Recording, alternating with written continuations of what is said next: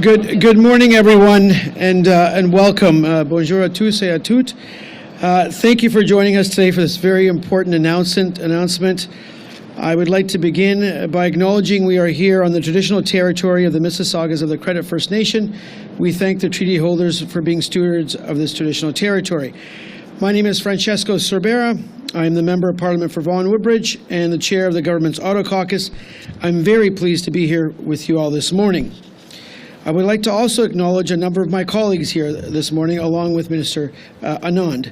Pam Damoff from the riding of Oakville, North Burlington, Lisa Hepner from Hamilton Mountain, Adam Van Koeverden from Milton, and Ikra Khalid from Mississauga Erin Mills. And before we proceed, I'd like to thank the Halton Regional Police Service under the leadership of Chief Stephen Tanner and Superintendent Dave Constantini, Number 2 District Oakville, for having us here. Thank you. Thank you for your ongoing work to fight auto theft in this region and for ensuring the safety of all of Halton's residents. I believe this year, your members mark 50 years of service in the community. Thank you again. Thank you for everything you do. I would be remiss not to mention and thank the York Regional Police under the leadership of Chief McSween and all members of the Canadian Police Association for their tireless work to keep Canadians safe from coast to coast to coast. Since first elected in 2015, the safety of my constituents and all Canadians has always been of paramount importance to me. Everyone, and I mean everyone, deserves to feel safe in their home and their communities. Our ongoing commitment to building more inclusive communities where Canadians can work, live, and play goes hand in hand with our need to collaborate with law enforcement to ensure our growing and vibrant communities are always safe. In York Region, that means year-to-date this year, auto theft is down 29% year over year, and more specifically in the city that myself and my family live in the city of Vaughan, auto theft is down 31% this year. That is over 600 fewer stolen vehicles than which was recorded in 2023. That's exactly what we have been doing at the federal level. From additional funding to the province, resources to CBSA, to strengthening laws, we are using every tool at our disposal to ensure your safety and your families. We know our plan is working. We see it on the national decrease in auto thefts across Canada, but yes, there's still more work to be done. And with that, it's my great pleasure to welcome my colleague and friend, the Treasury Board President and Minister of Transport, Anita Anand, to deliver some good news to us today. Minister Anand.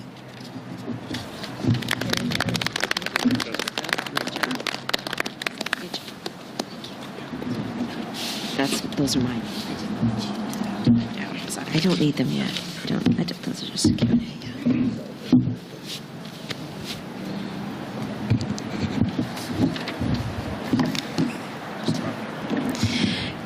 Good afternoon, everyone. Merci beaucoup, tout le monde, d'être ici avec nous cet après-midi.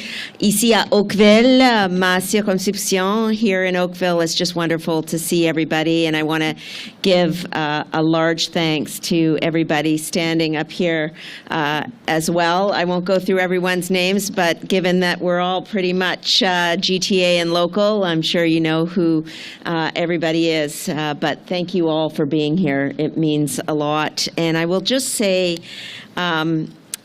one group that I would like to call out is the Halton Regional Police Service, 2 District Oakville, for having us here. It was wonderful to see you in the summer, and it's great to be back. Thanks for the sunny day, but it's still a little chilly.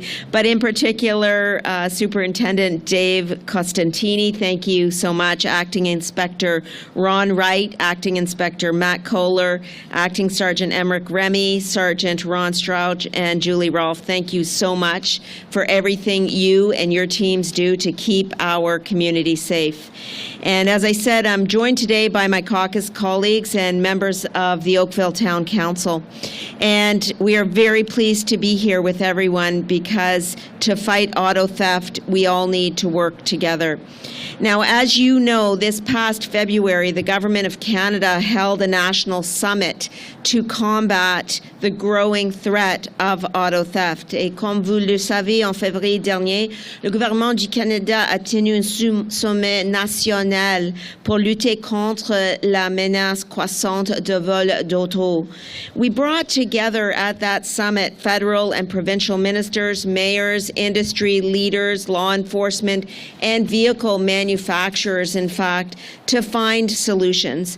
And coming out of that summit in May, what we did is launch a national action plan that is guiding our work along 3 key pillars. And it's these 3 pillars that I would like to provide an update on today. First of all, intelligence and information sharing. Second of all, intervention. Third of all, legislation, regulations, and governance.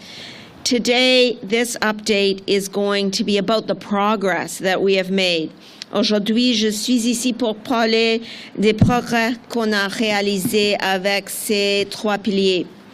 Now, under the first pillar of the action plan, what we have done is to improve intelligence and information sharing.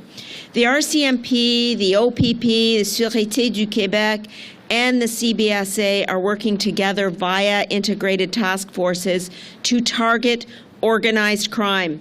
Back in April of this year, the CBSA, working with the OPP, recovered nearly 600 stolen vehicles from the Port of Montreal through what is known as Project Vector. And that brings the total number of stolen vehicles intercepted by CBSA in 2024 in our ports and rail yards to over 1,900, already exceeding last year's total. In the Greater Toronto Area alone, the CBSA has intercepted 620 stolen vehicles, as Francesco pointed out. Now, the second pillar of the action plan is intervention. Here, the CBSA has expanded its scanning technology, its data analytics, and advanced targeting to increase its ability to examine shipping containers that are destined for export. The CBSA has also established a 24/7 central point of contact for police to coordinate requests to locate vehicles that may be tracked to a port. La SFC a aussi mis en place un point de contact central accessible 24 heures sur 7 pour permettre à la police de coordonner les demandes de localisation, par exemple, de véhicules qui pourraient être réparés dans un port. And finally, under the third pillar of the action plan, we have legislation, regulations, and governance. Justice Canada has implemented changes to the criminal code, adding new offenses for violent vehicle thefts and for those linked to organized crime and money laundering. Under that third pillar, Transport Canada will also play a key role in ensuring that new vehicles meet the most robust anti-theft and immobilization standards. All vehicles imported into or made in Canada must already comply with rigorous safety standards. But we have more work to do together. And that is why we have held consultations to update the Canadian Motor Vehicle Safety Standards to help prevent cars from being stolen in the first place. Transport Canada a également tenu des consultations sur la modernisation de nos normes de sécurité des véhicules automobiles pour mieux prévenir le vol de véhicules. And what we're doing now is carefully reviewing the input from the stakeholder. Those consultations concluded in July, and we are working on the development of additional regulatory amendments. We are encouraging manufacturers and industry leaders to continue to use new technology to make vehicles more secure. And on that note, I am working with my colleague, the Minister of Public Safety, Dominic LeBlanc, who wanted to be here today but was otherwise tied up, to review and implement updated security plans at port facilities. Now, comme je l'ai dit, on a chacun notre rôle à jouer dans la lutte contre le vol de véhicules. Et au risque de me répéter, pour réussir, il faut travailler ensemble, tous ensemble. By working together, we are making an impact. Thanks to the tireless teamwork of all of those involved, this year across Canada, we have seen a 19% drop in auto thefts compared to the same time last year. Today, I'd like to extend my thanks to organizations like the Halton Regional Police Service, the RCMP, the CBSA, as well as many other local, provincial, and international police organizations. Thank you for your tireless work for keeping Canadians and Oakvillians safe. Now, without further ado, I would just like to hand the mic over to Adam Van Koeverden. Do you want to stand here? Here.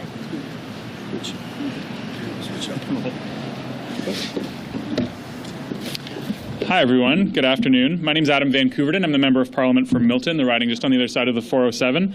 I'm also the Parliamentary Secretary to the Ministers of Environment and Climate Change and the Minister of Sport and Physical Activity. And I'd like to thank our hosts today, the Halton Police, not just for hosting the event today, but also for all of your tireless efforts over the last couple of years in particular in making such extraordinary progress on the car theft issue that we've been dealing with at the federal level. Milton has experienced more than our fair share of car thefts, and this has been a really important issue for my constituents. On a couple of occasions with Councillor Adil Kalki, who's also a Brantford police officer himself, and a councillor in Milton, we've hosted a couple of information sessions with Halton Police, and they've been an extraordinary resource to support constituents and community members on issues of prevention, matters that are important to them because they have seen a startling rise in car theft. And for a once very, very small town, Milton is growing quickly. We're starting to endure quite a lot of those big city issues that our other places have been experiencing for some time. But we know that this is a serious issue impacting families and businesses and public safety. It's also a very complex challenge requiring a comprehensive and multifaceted approach. So I'm very heartened to hear Minister Anand's approach, which is as complex as the issue. So I'm also proud to speak a little bit today about the National Action Plan to combat auto theft. This is not just a local issue, it's increasingly a transnational crime that extends beyond our borders, and the National Action Plan reflects a coordinated effort between federal, provincial, regional, and territorial governments as well, law enforcement agencies and industry partners, to dismantle and disrupt the criminal networks behind these crimes. Since the start of 2024, we've seen tangible results. The CBSA has intercepted over 1,900 stolen vehicles in rail yards and ports, already exceeding last year's total. And here in Halton, we've seen a significant breakthrough in combating auto theft with the dismantling of a car theft ring responsible for stealing over $3 million worth of vehicles from the GTA. That's Project Ninja. We've heard a lot about it recently in local news. So to local news organizations who have been covering this from a local perspective, I thank you. But Project Ninja has seen over 4 suspects arrested, 4 others wanted on a Canada-wide warrant, and from the issue of preventing these car thefts from happening in the first place, that's exactly what we need to see. I'm usually in charge of flags myself, so I apologize for the hilarity that's ensuing behind me. The National Action Plan focuses on 3 key areas. First, intelligence and information sharing, as the Minister has pointed out. Second, intervention. And third, legislation and regulation. You know, we're taking a comprehensive approach, one that's as complex as the challenge before us. And we've seen other levels of government and other parties, quite frankly, distill this down to something simple. It's not simple. This is complex. It's an issue that requires a comprehensive approach with all levels of government at the table.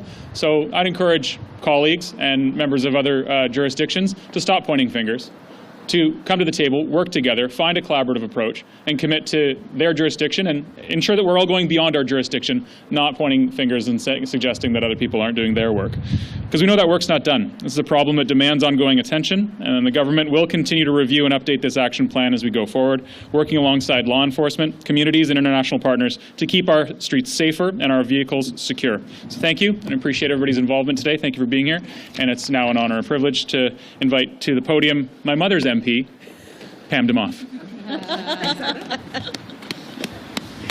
Thanks, Adam, and welcome to Oakville, North Burlington. You're actually in my riding right now, and I know from hearing from residents over the years that auto theft has been an issue that's been top of mind, and it's wonderful to have municipal colleagues here because, as Adam and Anita mentioned, this is a problem that requires everybody working together. And when I went to the National Auto Theft Summit in February, I spoke to Chief Nish from Mississauga, and I said, what can we do? And he said, this is what you need to do, is bring all the parties together so we can work together to find solutions. And I think you're seeing the outcome of that right now. The Public Safety Committee has been studying auto thefts. And while the report isn't public yet, one of the things that came out was a graph that Equité Canada shared with the committee. It's publicly available, and it tracked auto thefts from 2005 to 2023. You might be surprised to know that in 2005, auto thefts were far higher than they are today. Now, that doesn't mean it's not an issue today and that we don't need to deal with it. But what happened was the federal government brought in standards for anti-theft immobilizing devices in 2005, and you saw a sharp decline in the number of auto thefts here in Canada. Then the pandemic hit. There were supply chain shortages, and auto thefts started to rise. So we do need a coordinated approach to this. One of the frustrations that I have had is that all the fingers point at the federal government. Look, if you compare auto thefts in Canada to the United States, they're 10 times our size. They have 10 times the number of thefts. We're comparable with the States. We have roughly the same number as California, which is the same size as Canada is. If you look at who does what when it comes to the courts, and we've heard repeatedly that it's on our government, that criminals are getting out, they're committing these thefts, that we change the bail provisions. In 2010, 59% of people who went into the court were held on bail. Today, that's 80%. It's actually moved in the opposite direction. Those are people that under the law are considered innocent, so keep that in mind. It has actually gone up. The Bill C-75, which is often referred to by the opposition and claims that it allows criminals on the streets, it was implemented in 2018, and we have not seen a decrease in the number of people being held on bail. And in fact, here in Halton, one of the issues is that our courthouse is literally crumbling. It was canceled by the Ford government when they came in, and one of the issues is that bail hearings are not being able to be held in Halton region, and we need to keep in mind who's responsible. The province is responsible for the administration of justice, and I think we need to have everybody stepping up. The federal government is stepping up. We need the province to step up when it comes to courthouses, administration of bail, appointment of justices of the peace, giving Crown attorneys the resources that they need to be able to go into court to give the rationale for holding people on bail. Because the Charter of Rights and Freedoms specifically provides a right not to be denied bail when charged with a crime and awaiting trial unless there is just cause to do so. So I think we all need to be working together. I'm really proud of what our government is doing. But as I said, it's a multi-level approach, and the car makers need to step up. We all need to be stepping up. Thank you. And I'm now going to turn it over to Francesco Sorbara. Thank you, Pam. Before turning it over to Lorenta Cassano from the Press Secretary to the Minister of Transport, many of the media that are assembled here today, many of you would have been with us in Ottawa for the National Auto Summit, and subsequently many of you would have been at York Region Police Headquarters when the federal government, along with the province, we announced a $121 million investment into the OPP, Ontario Police Guns and Gangs Initiative. And as you've seen over the last several months, the impact we are seeing is a year-over-year significant decline in auto thefts. So we have put in place measures. We are collaborating with all levels of government, with police agencies, and we are seeing the results. We have more work to do. We know this is also an affordability issue for Canadians because it has impacted insurance rates. And we also know, many of us speak to our residents, of what the personal impact is when you have your house broken into to steal the keys, when you have your vehicle stolen from your front yard, and that is not a great feeling. And we always must understand that. And we as elected officials, are here to work for them and to keep their communities safe.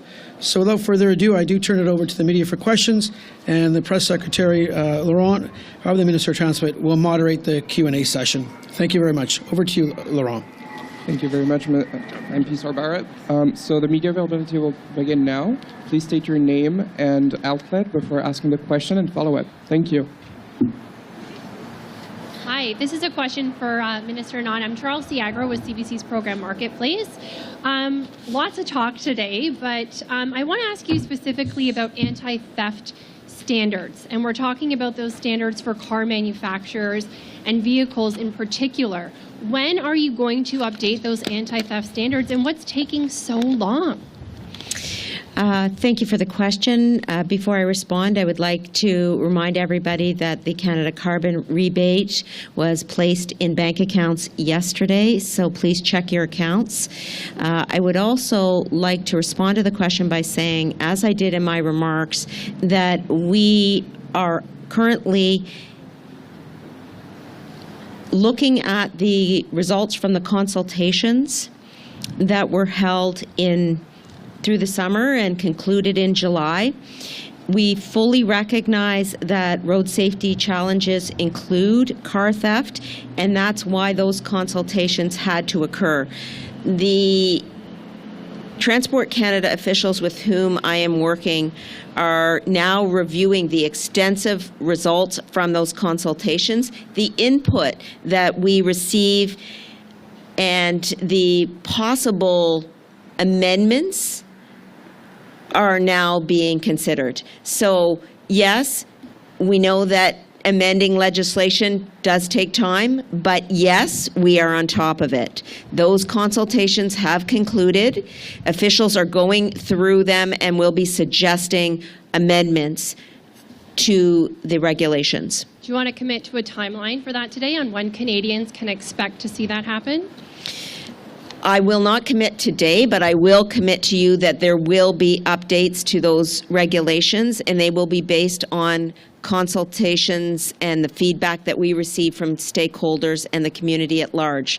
We have to remember that these amendments are going to be necessary and warranted because it has been some time since the last update. Over a decade, and I think. I can commit to you that we are on top of it. I have been in the transport portfolio for under 4 weeks now, and it was one of the first briefings that I received. Okay, and then quickly I'd like to ask you something really interesting our team has learned at Marketplace is there are actually a number of security features that are available on UK models of some of the most stolen cars in Canada. But those same security features are not available on the Canadian models. And the manufacturers are saying, and critics are saying, it's because those governments, there have been pressure put on manufacturers to make that happen. So why are we not putting the same pressure on manufacturers in this country to make those changes now? So let me go back to the first question. I wanted to emphasize that while we're going through that material right now, I will be able to commit to next year. Next year. So we're coming to the end of 2024, and we will put something on the table in 2025. Okay. And I, as I said, am working on an as soon as possible basis. And in terms of your suggestions relating to vehicles and international best practices, we have engaged with the Five Eyes partners, and we call those the Border Five. So our Five Eyes partners are all working together on ensuring best practices are shared with each other relating to stolen vehicles. So we know, as Pam mentioned, that this is an international phenomenon. I will say that those best practices will be taken into account. We speak to manufacturers regularly, and we are on top of how we can make our regulatory regime and our legislative regime under the criminal code as secure as possible for vehicle owners. And can I just ask you, for the people here in Oakville and across this country whose car is going to be stolen tonight, next week, while they're waiting for those regulations to come into effect next year, what do you say to those Canadians who say we cannot afford to wait? We are, first of all, we are working on all of these solutions with vehicle manufacturers. That's why I'm here today to provide the update on the 3 pillars. It's a comprehensive update. We are seeing vehicle thefts going down. We know we have more work to do, including updating the regulations, as you said, and we will do that as soon as possible. So the work is tangible. The work that we are doing and the results are tangible. Yes, there's more work to do, and yes, we need all levels of government at the table, including law enforcement, including vehicle manufacturers and insurers. And I'll take a moment and pass the mic to Pam. I just wanted to add to that. Any regulations that come in would only impact new vehicles, not the people who have their cars in their driveways right now. But quite frankly, why aren't you asking the manufacturers why they haven't proactively, if it works in the UK, you know, they've been very reticent to take responsibility for the rise in auto thefts. And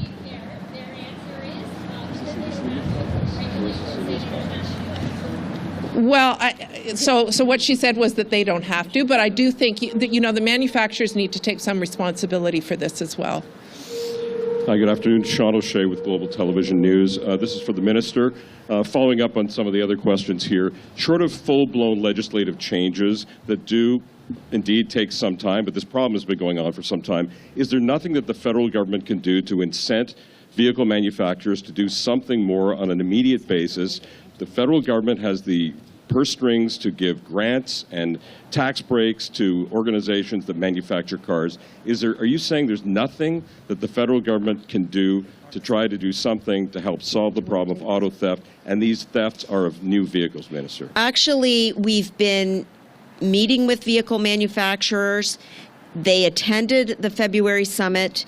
They do see themselves as part of the solution as well, but we need to all work together to include solutions for the short and the long term. I will say that the point that my colleague Pam Damoff was making is well placed, that everyone who is touching this issue needs to take responsibility, and that includes vehicle manufacturers. Manufacturers have come to the table with the federal government on other issues, for example, electric batteries in EV vehicles. We need them to do the same with regards to vehicle manufacturing in terms of preventative measures against auto theft. Thank you for the follow-up, though. The manufacturers will do what they have to do, but you haven't put strong, important criteria on them right now. So why should Canadian drivers, people whose cars weren't stolen, people who are very careful with their vehicles, or maybe they have older vehicles, they're being penalized by virtue of higher insurance rates in this country because of all this auto theft. So why will you not use whatever authority the federal government has? And I understand your point that it's not just the federal government, but the federal government has a lot of authority here. Is there nothing you can do today, tomorrow, next week that will do something meaningful? Well, as I said, we are amending the regulations. Those will be out next year, and we are making sure that we're updating, where possible, federal legislation and regulation to address where we can the precise issue that we're discussing here today, which is auto theft. The other thing I wanted to mention is that the action plan says what we are doing today, tomorrow, and in the future, and we are here today to say that this is working, that we are seeing a 19% decrease in auto theft. During the first half of 2024 compared to last year, we are seeing the CBSA intercepting 1,900 plus vehicles, and we are making sure that we ourselves as a federal government are being held accountable, not only by being here today, but also by following up on the summit and our deliverables. I, as a minister, believe strongly in ensuring that we have those deliverables. I know that Pam and Adam and Lisa and Francesco and Ikra from the federal government also believe the same thing. That is why we are here today. We will be held accountable by continuing to deliver for you and for Canadians.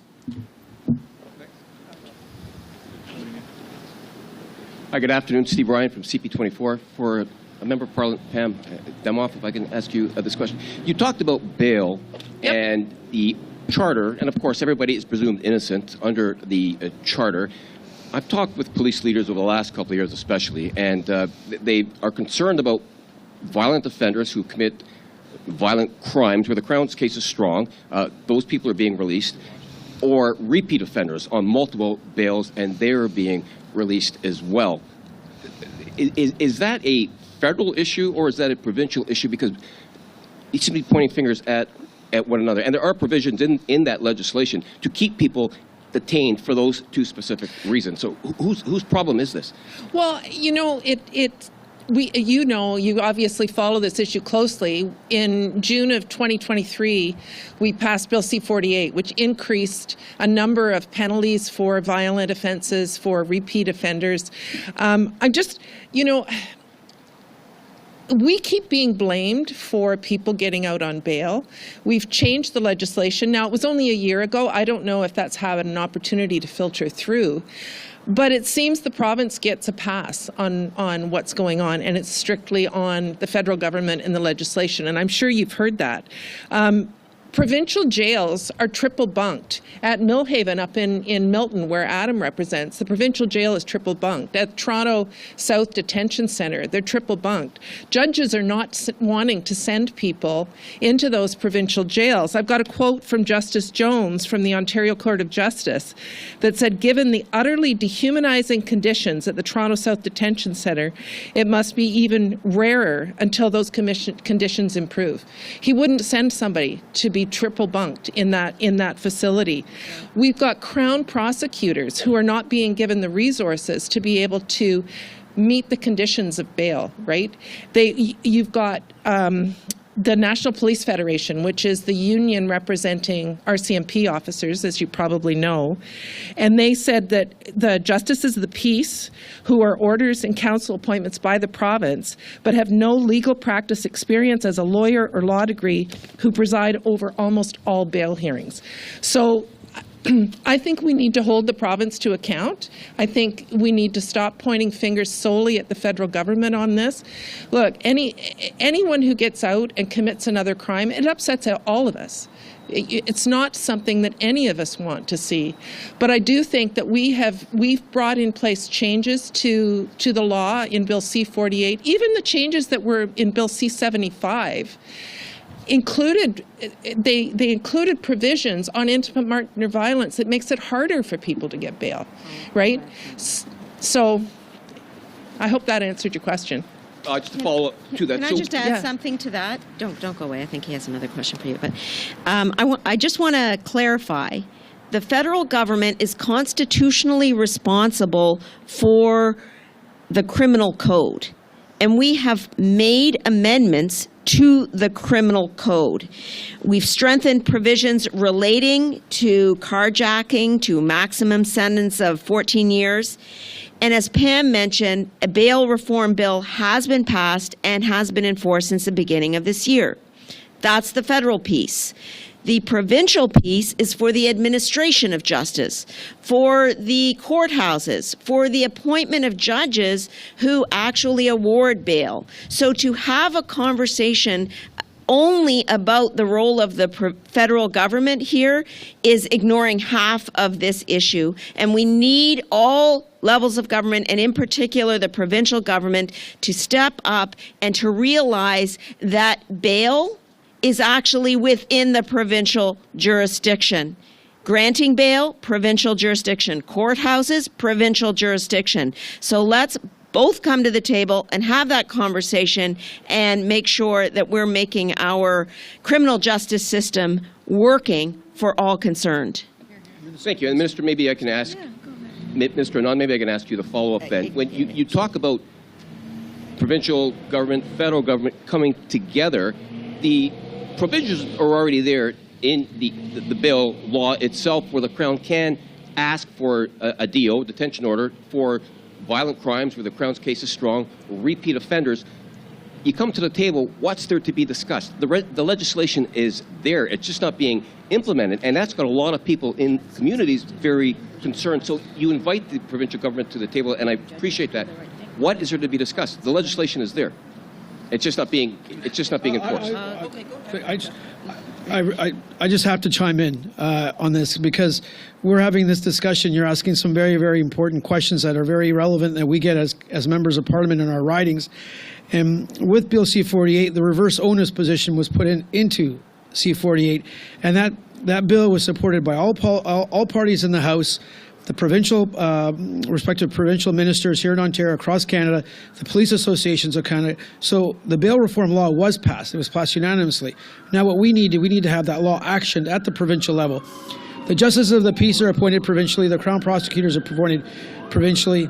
The jails are run by the province. And the courthouses, of course, the same thing. We need to make sure that C-48 is actioned, because one thing I've learned in being in politics is Canadians don't care what level of government it is. They want to ensure that we have safe streets and safe communities where we can raise our families. And that's the end of the day. We are doing our job. We're putting in the necessary funds. We listened. C-48 was passed unanimously in record time.